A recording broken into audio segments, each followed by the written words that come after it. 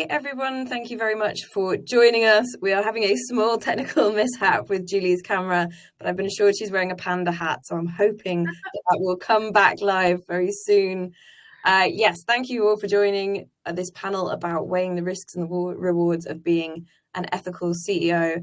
I've been joined by three very inspiring leaders. I'm going to let everyone introduce themselves briefly before we dive in. So Tessa, I will come to you first. Hi, so I'm Tessa, co-founder and CEO of Olio.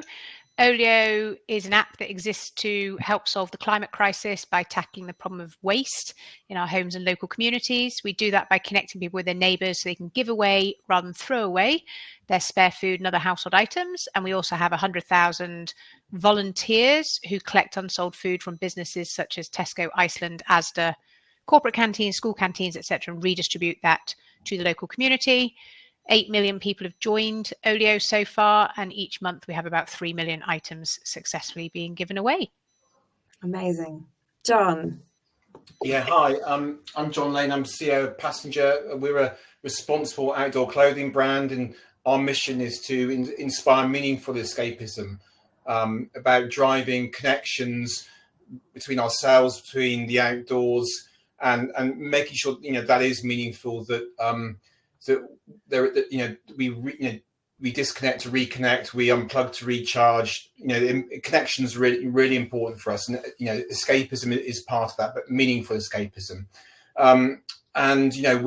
We've been around for well over 10 years, but been on a growth charge over the last 4 years, really. And our community is over 1 million people strong, across social media and across our customers. So and broadening that across the world as well. So we're not just UK. We're talking. Our communities are in the US, in Germany, and Australia, all around the world. Brilliant. And coming to you, Julie. Hi everyone, I'm Julie, co-founder and CEO of the Cheeky Panda. And for some reason, my camera is not working today, but I'm wearing a panda hat. So the Cheeky Panda, I started Cheeky Panda from my spare bedroom with my husband about 8 years ago. And now it's grown to a brand that we mainly sell in the UK, but also sell in other 25 countries. So our products are mainly 100% of our product made from bamboo. It's kind of the world's fastest growing plant. It never dies. You cut it, it grows back. Unlike trees that when you cut it down, take 20 or 30 years to grow back. Or actually, you have to find another land to plant new trees, and then that takes 20 or 30 years to grow. So the material we use, bamboo, is kind of, when you cut it, it goes back. It's just highly renewable and sustainable. So we made that into toilet paper, facial tissue, kitchen roll, nappies, baby wipes, face wipes. So from your head to toe and to your bum. All these personal care products made from sustainable bamboo. Amazing. Well, yeah, thank you all again for joining. Really looking forward to this discussion. And I want to come first to you, Tessa, to talk about why being an ethical CEO is so important, particularly in 2024, because we've had a lot of discussions about surely all CEOs should be ethical. So I'd love to kind of throw that question around. Yeah, well, I mean, that would be my starting point, right? That all CEOs should be ethical. That is going to be the new normal very soon, I hope. I mean, I think what's driving it for me is the fact that humanity is facing many existential challenges, pretty much every which way you look. And certainly for the past couple of decades, I think we've been very myopically focused on solving problems for the 1%. And the time has now come for us to start focusing on solving the problems for the 99%. And what's really exciting about this is something that customers want and that employees want. And so stakeholders across the landscape want to work with, partner with, be employed by businesses that have a very clear ethical stance or have a very clear sort of purpose in their core. And rather than this being about sacrificing compromise, actually being a purpose-driven or ethical business can be an enormous source of competitive advantage. And so that's why I think every single CEO should be taking ethics and purpose incredibly seriously, because it will deliver outsized performance and returns.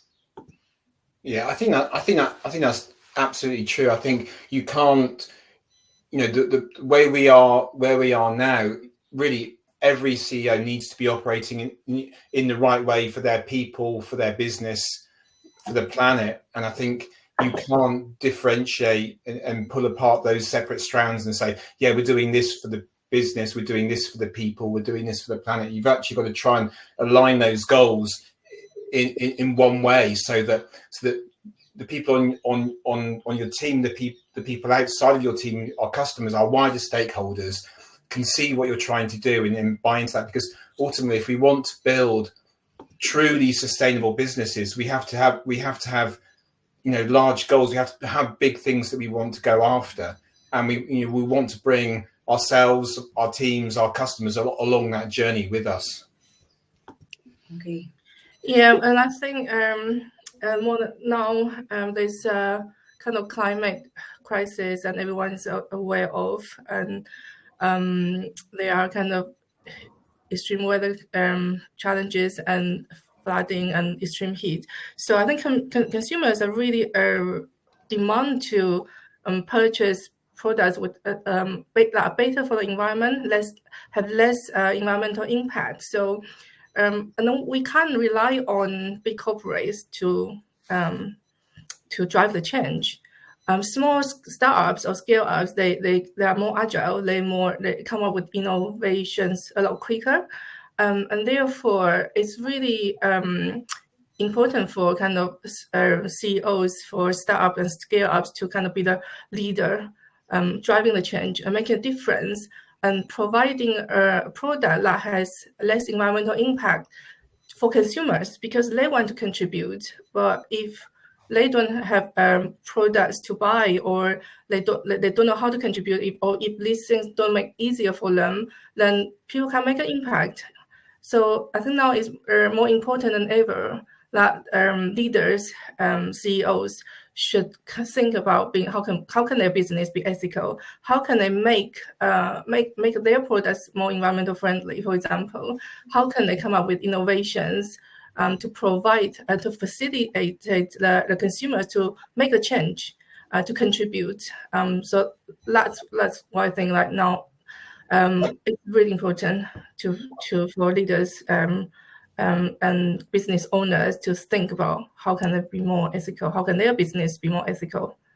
I just don't think you could. I mean, we wouldn't be here having a discussion about the unethical CEO, weighing the risks and the rewards of being unethical. I think it goes with the territory. I think if you are leading a business and a group of people, you have to be ethical by definition. I think if you're not, you're doing something wrong, and you're going to come unstuck at some point. So I think in that definition of ethical covers multitude of different things. It can be, it does cover everything from how you treat people to how you treat your suppliers to how you treat your customers, and you have to pick and choose which ones you're going to go after over time. But fundamentally, in some shape or form, you have to be on that scale of being ethical. You can't be unethical, because that's just the business is just going to disappear after some time. I think another observation, like we've used the words ethical and purpose somewhat interchangeably, but they are actually two different things. And I think that being an ethical business is far more inclusive actually than being a purpose-driven business, because I certainly see lots of larger organizations, or perhaps longer established organizations, are now trying to figure out what on earth their purpose is, which can be quite challenging if you haven't really got one. But every business, irrespective of whether you've got a really strong purpose or not, can be an ethical business and can start being an ethical business today. And if every single business became an ethical business today, irrespective of whether they've got a clear purpose or not, the world would be a much better place. Yeah, I agree. Very true. Yeah. Oh, sorry, Julie. And I also think sometimes for large corporates to kind of try to be ethical, there are certain things they can do, but kind of to engineer the whole company to be fully ethical, it's gonna take time and a lot of change management. That's why kind of innovation startup landscape is really important, because they can do things a lot faster. And so entrepreneurs nowadays, when they start thinking about starting a business, they should really think about what kind of can my business be ethical from beginning, and then you don't have to kind of somewhere in the middle of the growth, you have to think about changing the whole direction of the business.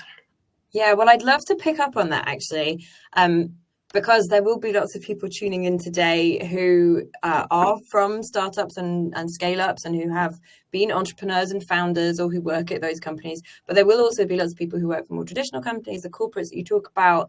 And I'd love to get the panel's advice, maybe starting with you, Julie, about how CEOs can get buy-in from shareholders and investors when it comes to those bigger innovations, because they can be scary and they can seem untested.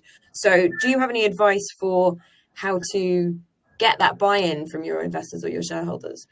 So the Cheeky Panda was started as an ethical business to start with. So the material we use our product is FSC certified bamboo. And being a female ethnic minority founder, the business set up as like a ethical business to start with, and then we give back to charities from beginning as well. And we were certified B Corp in 2017. So the investors invest into the Cheeky Panda. They know that they're investing into a ethical, sustainable business. So there wasn't a lot of buying that I have to do to persuade investors about change of direction or anything. But I think it's kind of during the journey, there are certain things we are doing now. For example, sustainability is a journey, and then to make a business fully sustainable, especially impossible, because when you start producing goods, you start incurring carbon. So there are certain things that you just can't overcome it. It probably take time, or you have to take time to overcome it. So then there's a debate about, okay, for example, or should we wrap our toilet rolls because there's a trend of a wrap toilet roll? But then, and I have to, as a leader, then I have to be firm in my position to say, no, we are not wrapping our toilet rolls because it's just unnecessary waste, for example. So I think it's sometimes you need to get kind of business, other senior managers aligned with your vision. Sometimes you have to be firm in terms of the decision making. So yeah, that's kind of experience in my business is at this, when we go to this stage, when we have 8-figure turnover business and employ 35 people with a senior management team, we now start getting different opinions and voices. And it's how can I align everyone's vision together so we can go towards the same direction, rather than people trying to take the business to different direction, because naturally people come from different background, they have different ideas. So it's kind of alignment rather than buy-in. In my business, I have to do. I think the key thing with external stakeholders, investors, shareholders, is that fundamentally, they want your business to. So if they're talking to you, they're looking for a business that might succeed, and really what that is actually being able to prove to people that you've got something which is meaningful, which has a real chance of succeeding, and that's about making sure have you got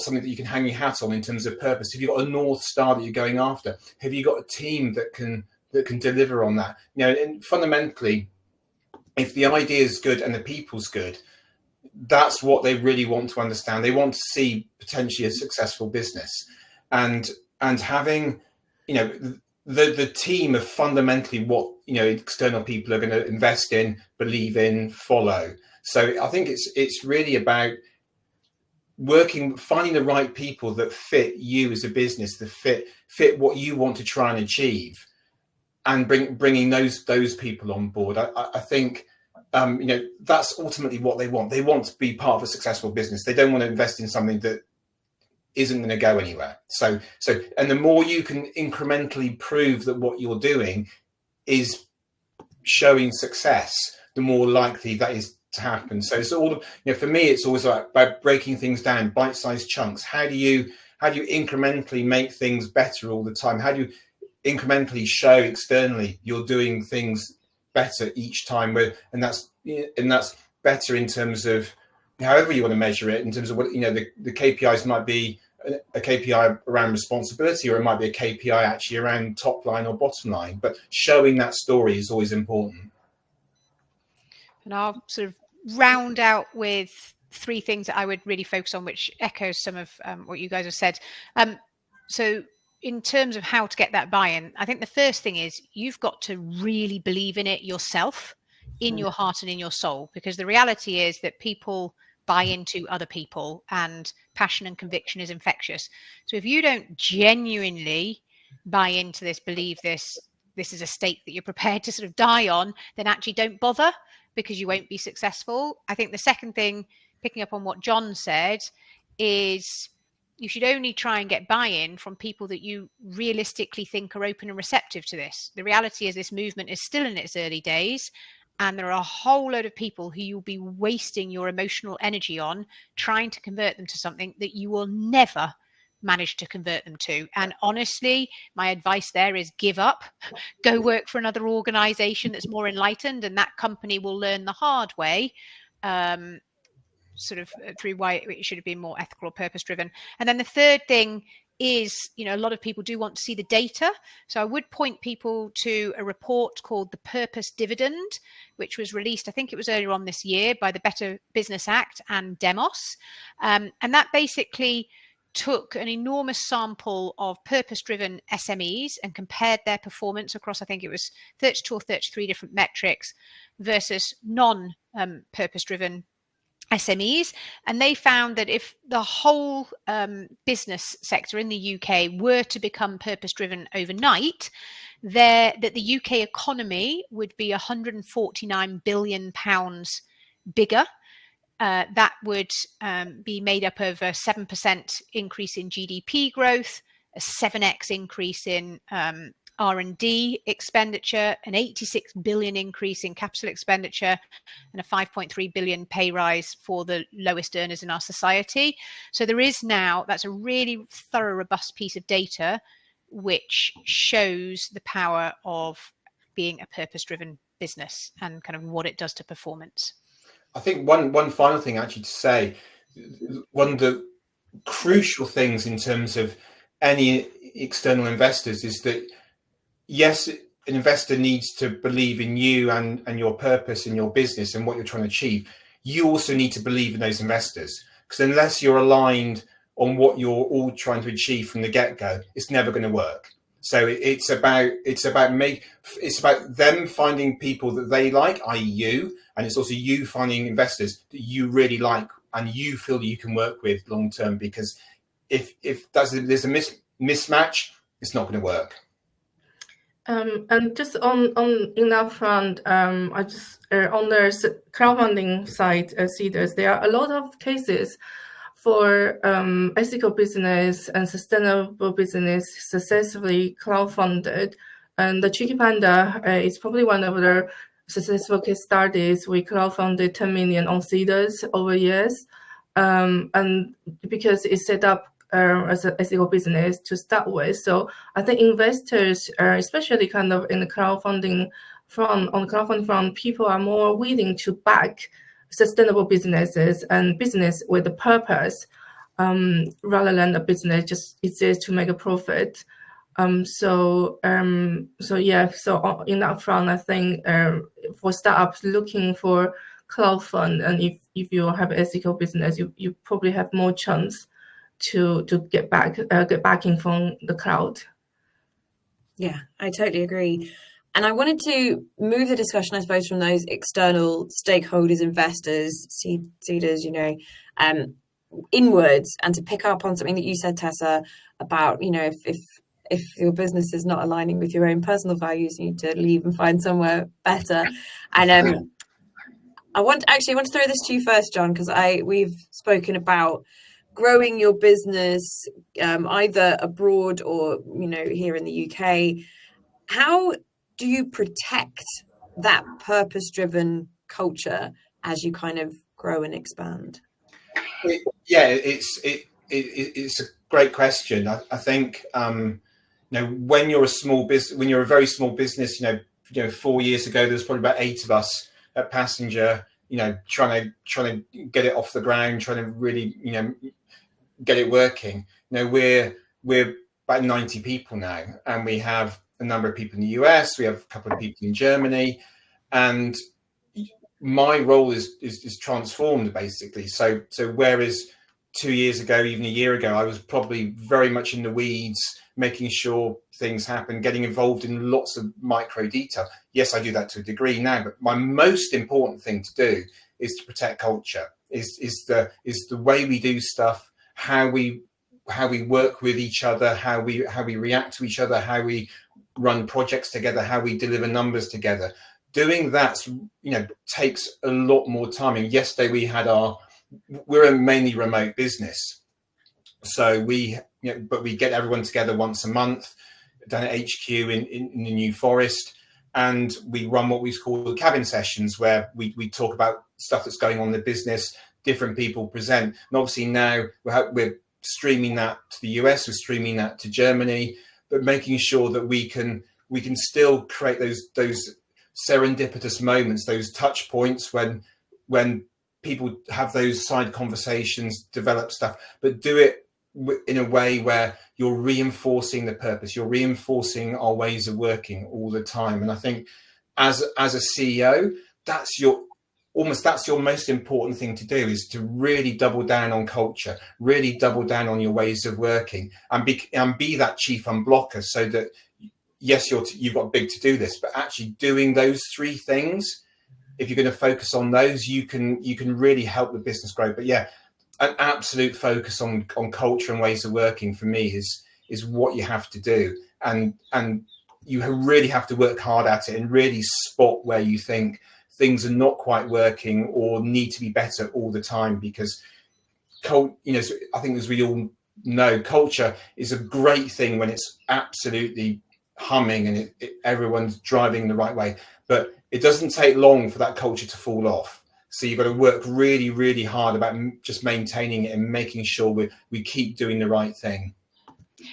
I'd love to ask a question actually to you, John, and also Julie, sort of about this topic specifically. So how have you reconciled, if you've had to experience this, with your values as a company and having to enter into markets where perhaps the local sort of government or laws or whatever does not sit well with your values as an organization? How have you protected your culture through that? And are there certain markets that, you know, being an ethical CEO, that you would never work in, or do you have a more pragmatic approach, which is, I have a very strong mission through my products and I need to operate in any country, no matter how much I might disagree with some of the laws or principles or approaches there? Yeah, I mean, so the way we've squared that is that what we've done is said,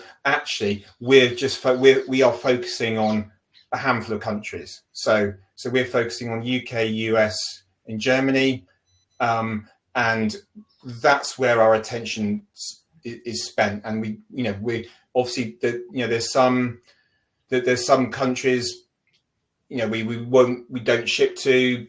You know, we were obviously, simple ones where there's trade embargoes, but we don't want to spend time. We haven't got big markets there. We don't spend marketing money there at all. But we focus on ones where we think we can make a difference. I think one of the things that we find with those 3 markets is that our purpose-led message, our meaningful escapism, the need for people to get outside, to recharge, to disconnect, to reconnect, all that stuff resonates, and it resonates really well in Germany. It resonates unbelievably well in the States as well, especially the sort of Pacific Northwest and parts of the East Coast.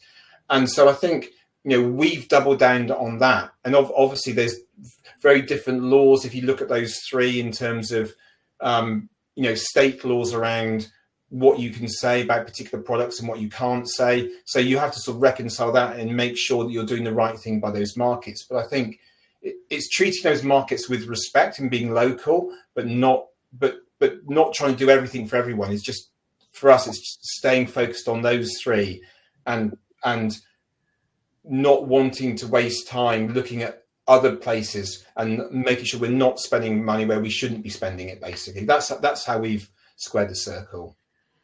Yeah, and I agree, because like for ethical products and or ethical business, certain markets you naturally have more people willing to buy your products. But in other markets, then the awareness of behavior is not quite there yet in terms of ethical and some of choosing ethical products. So naturally, we spend more effort in countries that has more ethical mindset.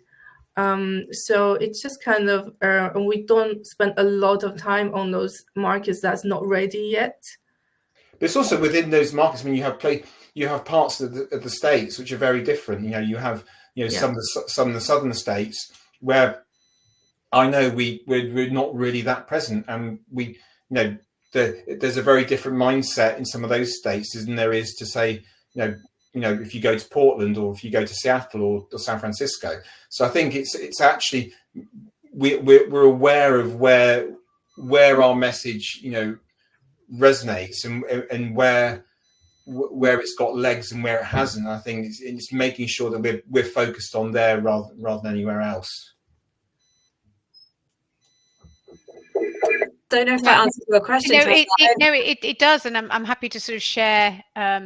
It sounds like you're both operating in markets that you would consider to be sort of very broadly very aligned. So that's great. Olio is being used in over 60 countries around the world. So that inevitably means that we're being used in lots of different types of markets. And we've had lots of conversations internally about this, about sort of how do we feel about accelerating our growth in countries that might have some different values than us.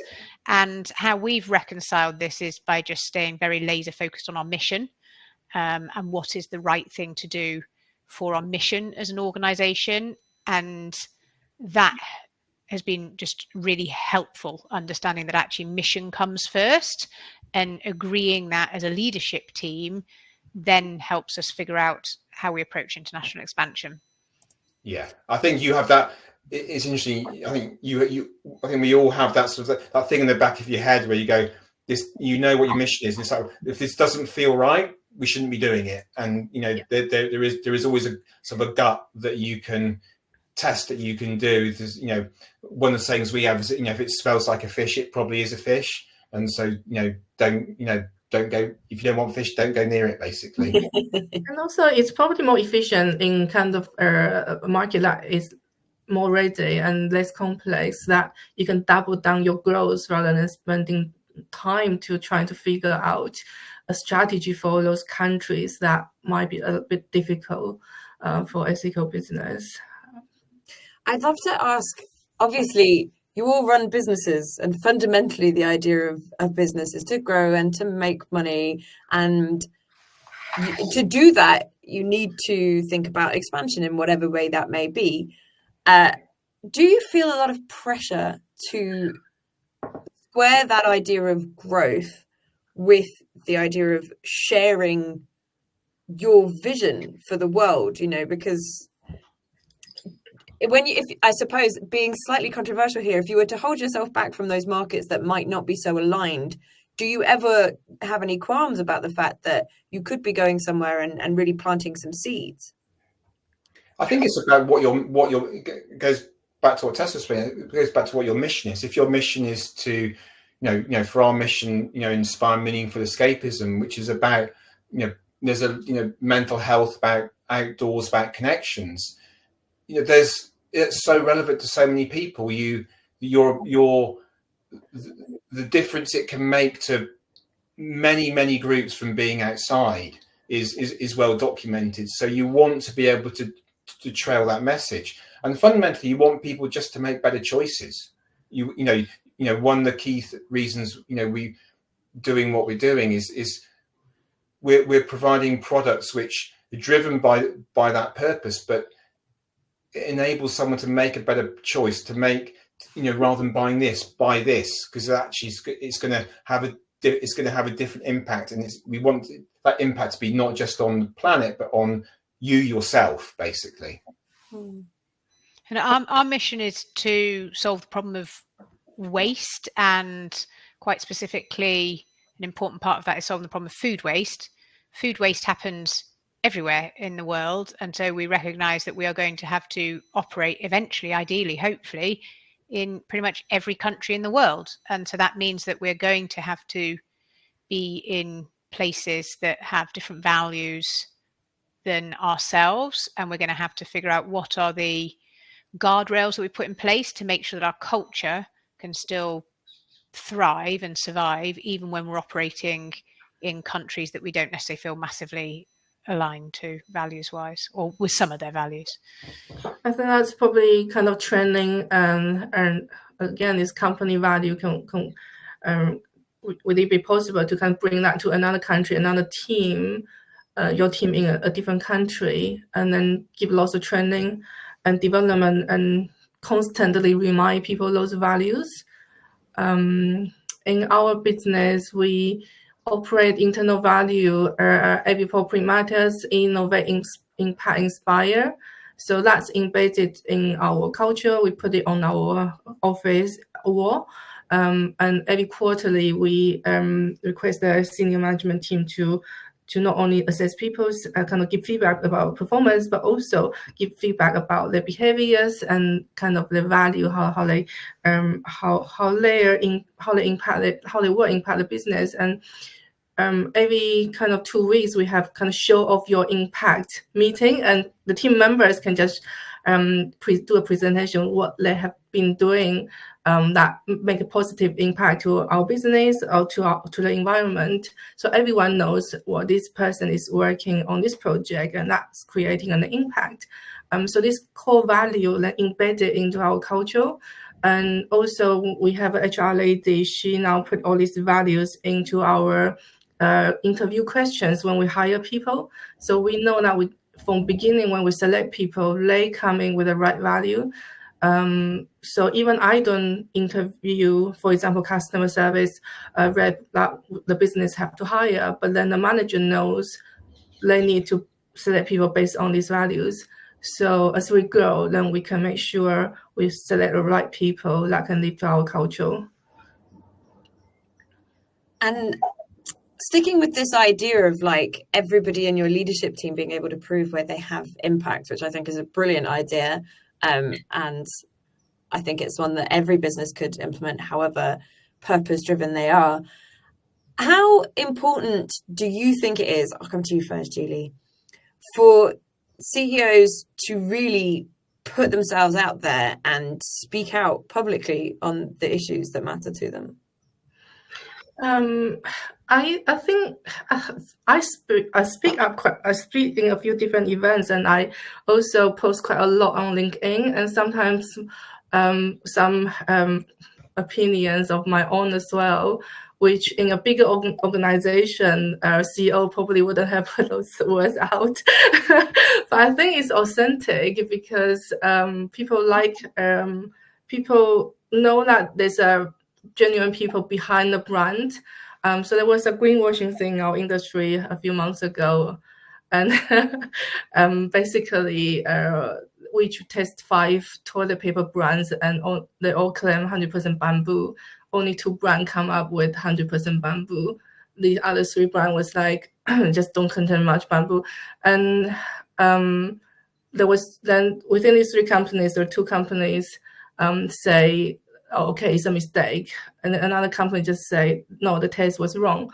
So I comment on that fact and say, yes, sometimes it makes people, business do make mistakes, but just don't mislead consumers. So it's kind of my genuine opinion, and I was quite not quite happy with how they responded to the thing. But a lot of people commented on my LinkedIn post, and also my competitor, one of my biggest competitor, commented and just said we might be your competitor, but we've been admiring your brand for a while. And then we start have a conversation between the competitors. And then people saw that, and they all commented as well. So I think it's really important for me at least, is that we have genuine voice. We voice what should be right for the industry, for the consumers, as a kind of ethical leader, just to speak up in situations. Yeah, I think. I mean, I think the key thing for me is that, you know, I don't think being a CEO is an ego trip. It's actually about a duty of care you have to the business, and that includes the customers, your staff, everyone involved in it, and you've got to do the right thing for that group. And if that means sometimes you need to speak up on certain things, I think showing a role model of doing things a certain way, of doing things, you know, fundamentally the right way, you know, do the right thing is a mantra I always have got rolling around in my head. And I think it's just really important that you do that. And sometimes you might need to do the odd big statement, but I also think it's great to have role models who are just showing that you can incrementally do things better, you know, all the time. And I think, as we said earlier, you know, Julie said earlier, you know, the whole sustainability is a journey. No one is at all perfect, but actually there's small things you can do all the time on all your choices, and actually just articulating that without necessarily having to go off and be prove yourself the most campaigning CEO in the world, when actually you got a duty of care to your business to make sure that works, that has a long-term future. So that's the way I see it. And to share my perspective, I'm not someone who would naturally want to sort of put myself out on the public stage, but I realized really early on in the Olio journey that it was my job. And especially when you've got a marketing budget of close to zero, then you've got to get kind of creative about the ways in which you can spread the word about your business. But I have, you know, in my first forays out, it would be talking sort of just about Olio. And then I have noticed that as Olio has grown, the expectation on me as the CEO of Olio has also grown. So originally, I was only ever expected to talk about Olio and what we're doing. Then I was asked to talk about the problem of food waste more broadly. And then as we grow, I get asked to talk about food systems and the climate crisis. And sort of as Olio grows, the things that I've got to grapple with get bigger. So I definitely feel a pressure and responsibility to be informed about these things. Also because it honestly just feels a bit self-servicing to be constantly banging on about Olio. I do talk about other topics, but I really ring fence that to topics that I feel like I've got a specific perspective on. So you're not going to find me sort of wading into any sort of hot geopolitical debates or anything like that. I stick very clearly to my lane, which is around sustainability, startups and diverse founders. And then I think the final point on that, so it's your job, stick to your topics. And then the third thing I'd say is kind of pick your poison in terms of the channels that you use to communicate on. So I remember early on in the journey, I had a very, very successful sort of female founder and business leader just go on at me for half an hour about why I need to be on Twitter and I need to do this and I need to do that. And I absolutely heard what she was saying. I could see how it was working for her, but I just felt I'm not 140 characters kind of person. You know, I haven't got like the hot take on everything. And also I just haven't got the time to invest in this platform in this way. So, but what I have found works for me is writing. It's a blog post. I actually enjoy that. So I use Medium and I use LinkedIn as the dissemination channel and podcasts and things like that. That sort of works really well for me. other people will find that Instagram is what works really well for them, or TikTok, or whatever. So I think sort of, pick your poison is an important thing. Yeah, and I think from my perspective is I've been invited to certain specific events, for example, Amazon's sustainability accelerator event, and I give kind of share my experience with sustainability startups. And there was one day I was on the stage talking about how Chipana grow Amazon business, for example, from like £1,000 a month to like $500,000 a month. And then I have someone in the audience hear about that and thought, wow, he wish one day his business would be like this size. And then 2 years later, his business is now one of the most fastest growing brand in in kind of to care space into D2C. And that was kind of just inspired by a word I say. So I feel that kind of as a CEO to put ourselves out there, and you don't know what change or how you can possibly inspire the next generation of sustainability entrepreneurs to do the same thing and create innovations and then create a better products for consumers to choose, and therefore that drives a behavior change and helps our environment. So I think there's a positive value for ethical business owners and CEOs to put themselves out there. Despite I'm actually not exactly comfortable doing that myself naturally, but I think there's a value to do that. I just want to pick up on a question we've had coming in from the audience, because I think it dives into this topic really nicely. Joe has asked whether you consider yourself trailblazers as CEOs, but the bit that I think is perhaps even more interesting is they would like to know, have you had successes in changing the mind of the old guard when you've had conversations like this, when you have spoken out? Have you had any of those instances of like, oh, I've won this person around? No. No, honestly, I think of people, I mean, if you look at Geoffrey Moore's sort of crossing the chasm, he's got a more granular bell-shaped curve as to different types of people. But broadly, in my experience, there's sort of three types of people. There are people who just totally and utterly get it. They're speaking your language. There's a bunch of people in the middle who sort of intellectually get it, but aren't quite there yet. And then there's a bunch of people, the laggards, who whenever I encounter those people, it's like I'm speaking Japanese to them. It's just like we just share nothing in common, and there is nothing I can do to persuade them. And so I just don't bother anymore. I just shut down those conversations as quickly as possible, because otherwise I'll just exhaust myself and not achieve anything. Yeah. I think the best way you can persuade someone is not by talking to them, it's just by showing them that it works. Yes, just doing things and focus on what you can control. And I think to the first part of the question, I really don't see myself as any form of trailblazer at all. I see myself as someone who's just trying to do things better 1% better every day. And if that helps, great. But, and if that could be a role model for other people, great. But it's not top of the mind, for me at all. But it also feels like common sense what we're doing, right? Yeah, so it's exactly. hard to feel like you're a trailblazer when it just seems bleedingly obvious. Yeah, 100%. I just want to pick up on something you said earlier on, Tessa, when you were talking about the Better Business Act. And I'd love to know from the panel what function you feel certifications like B Corp play. So Raconteur, we're a B Corp, we're incredibly proud of it. But it is not an accreditation that is completely without its critics. So I guess I'd love to know what panel think about certifications like this. Are there some you think are a load of hokum and some you think are really worth it? Does it, do you have to work out what works for your business?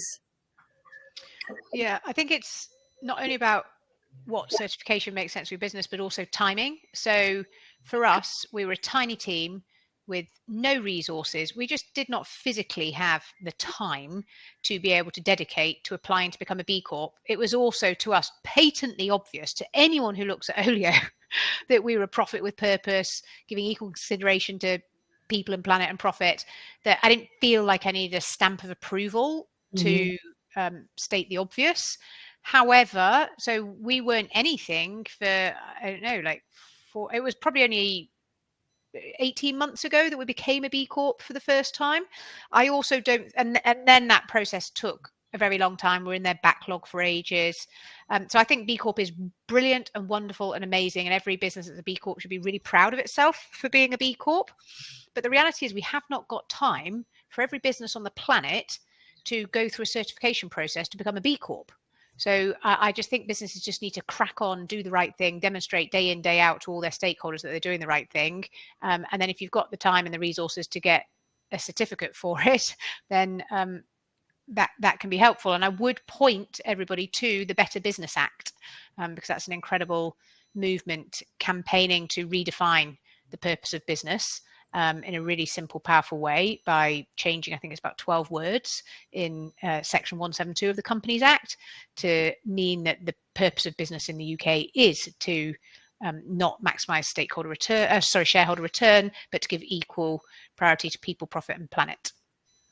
I totally agree with most of what Tessa said. I think we've been in a situation of being so resource starved that you just can't spare the time of employing someone just to do that job. And you've got to say, I've always thought you can't get ahead of your skis. You've got to earn the right on a lot of this stuff to actually go and do it. And I remember, I think it was about 3 or 4 years ago, I sat down with the whole B Corp questionnaire, all sort of, I think it's about 600 questions, and sort of scored myself, where I thought we were at that particular point, and just thought there's just no chance that we can get across this. So, our way of operating as a business is always break things down, small chunks. What can we do today? So it's like, well, I can peel off this section, I can peel off these things around people and our internal teams, and this bit around our suppliers, and let's incrementally start doing those.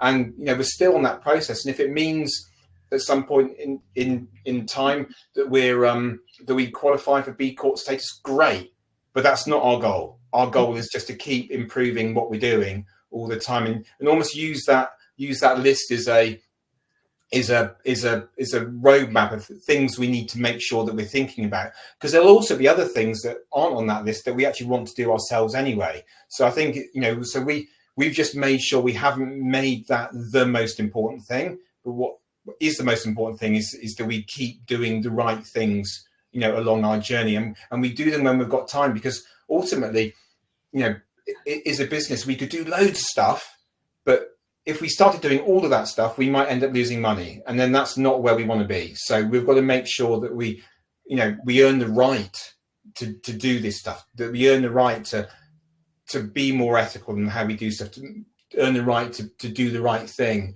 as often as we can.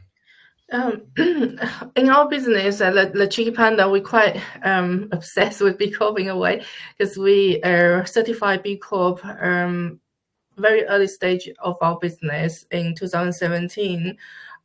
We were already like the second year in our business, we're already a B Corp. So a lot of governance fundamentals are set in the beginning. So as we grow, then we just carry those foundations. But as we grow, it opens more challenge, because we did a recertification a year ago. And because our business has grown so much, it opens more area for scrutiny by B Corp, for example. But we still managed to improve 10 points from our first certification. Now, the target I'm giving to my senior management team is we want to improve another 20 points in the next certification.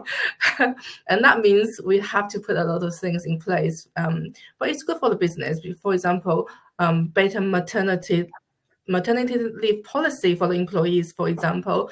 We hire an HR lady that put a lot of more benefits in our business, and that kind of look after our people better, and then attract better people as well. So I think in a way, B Corp is kind of guidance for as you grow, and if we can maintain a high B Corp score, it's a guidance to make sure you really look after your people. And there's a training. If you put together mentoring training program and development program for your employee, then you can, your business, the B Corp, you can score higher in B Corp. And that's the process we are putting is the development, the training program we are implementing now in order to get a higher B Corp score, the next certification.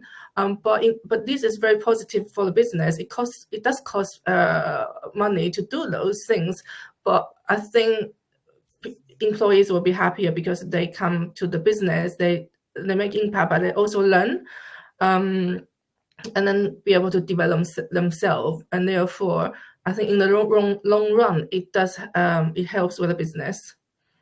Yeah, I agree. I think that idea of using B Corp not as an ultimate goal, but as a roadmap is a really sound. Yeah.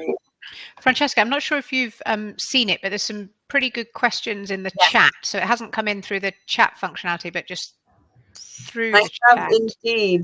I'm passing through them. There's lots and lots of great ones now, including one about B Corp, talking about the timing of becoming a sustainable business being very tricky.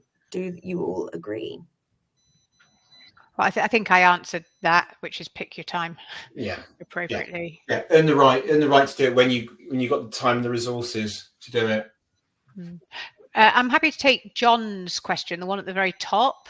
Absolutely. Which is talking about the business landscape having changed in light of, well, the macroeconomic meltdown, cost of living crisis, etc. I think you raise a really, really good point here. Like, the reality is that, in my experience, consumers at scale, so there's roughly 10% of consumers who are sort of super into sustainability and all things ethical, but they'll always buy your products, so that's great.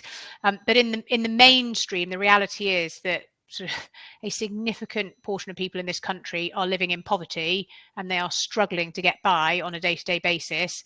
And so their decision-making criteria for buying stuff is going to remain price and convenience and quality, and then sustainability probably comes after that. And ideally wish that weren't the case, but that is the reality. And so I think any ethical business has to have a compelling proposition if they want to go mainstream, almost kind of independently of the sustainability positioning. I think the other thing I'd say that we've learned, so Olio's mission is solving the climate crisis, and for many years, in terms of how we went to market, we had a messaging which led with the planet.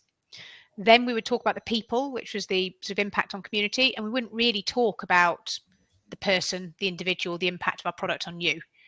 We've now learned to completely flip that hierarchy, and we lead off with the personal impact. So we refer to something called sort of selfish altruism. And so for us, it's just about talking about the fact that it feels really good to share, or you can save money, or whatever it might be. Then we talk about the people, which is the impact you can have on your community. And then the planet is just this sort of fairy dust sprinkling that we do on the top afterwards. And that applies also to businesses. So we have our service where we have over 100,000 volunteers, and businesses pay us instead of paying a waste contractor to redistribute their surplus food to the local community. And we used to lead with a solving food waste messaging, but now we lead with a help your local communities during a cost of living crisis messaging, and that's a far more effective messaging. It gets far greater cut through, and we don't care whether people are using Olio, because for environmental reasons or social reasons, so long as they're using it, and actually leading with the social impact rather than the environmental impact seems to be more effective. I am aware we've only got 5 minutes left, so I would like to come to a couple more of these questions that have come through. John asks, as a company scales, how can the CEO or leadership keep in close touch with what's happening on the ground in the business and be able to identify risks and potential negative impacts that need addressing? I think that's all about the team you've got and your trust in the team.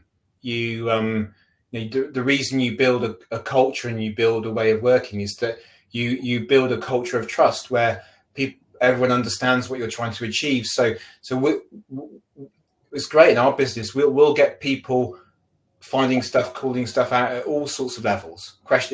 Even we'll get customer service questioning stuff, and that's just great. You want people to feel empowered because they understand what the purpose is, that they can challenge and bring things up. Because you can't, as a CEO, you can't be in all the detail all the time.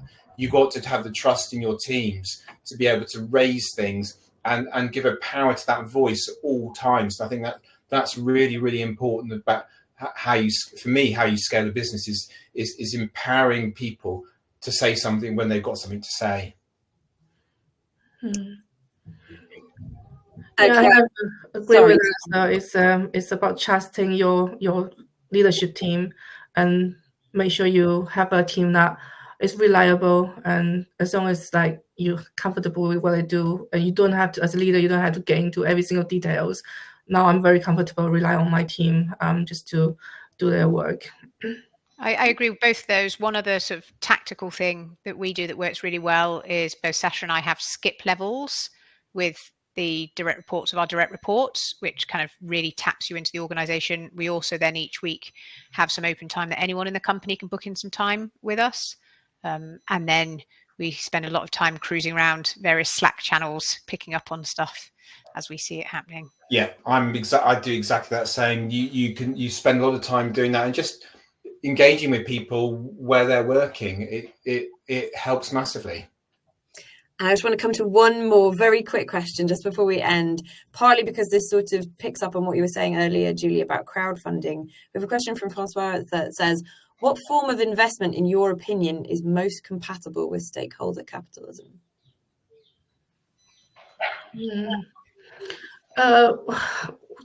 From my experiences, we ever only crowdfunded. So I only can know about the crowdfunding side. But there's a challenge for us is that on crowdfunding business, because the valuation is a bit higher on the crowdfunding side, it's tended to put a bit of challenge when you speak to the institutional investors. So I think it's a balance. Firstly, you need to make sure whoever you either crowdfunding or like an institutional investor you go with, that if you go with institutional investor, they need to be aligned with your values. They need to be comfortable with what you and your leadership team. But on the crowdfunding side, there's not the same level of pressure from the institutional investor, but still you still have to demonstrate like your growth to your crowdfunding investors. So yeah. I would say impact investors, and there's a rapidly growing number of them, impact investment funds, and then also classic VCs, but who are focused on your particular vertical. So I'm in the climate tech space. We're super aligned with all climate tech investors. Yeah, and I think it goes back to choosing. As much as your investors choose you, you choose your investors, and you have so they do their due diligence on you, and you have to do the same on them and make sure you're aligned. Brilliant. I think alignment was the theme of this today. Make sure you're aligned with your people, with your leadership team, with your customers, with your stakeholders. Just try and make sure everyone is on the same page. Seems to be the best way to be an ethical CEO. Thank you so much to all three of my wonderful panelists, and thank you to everyone that tuned in and asked so many brilliant questions. I wish we'd had time to do all of them. But yes, this panel will be written up. You will see more from these wonderful people on raconteur.net, and please enjoy your weekend.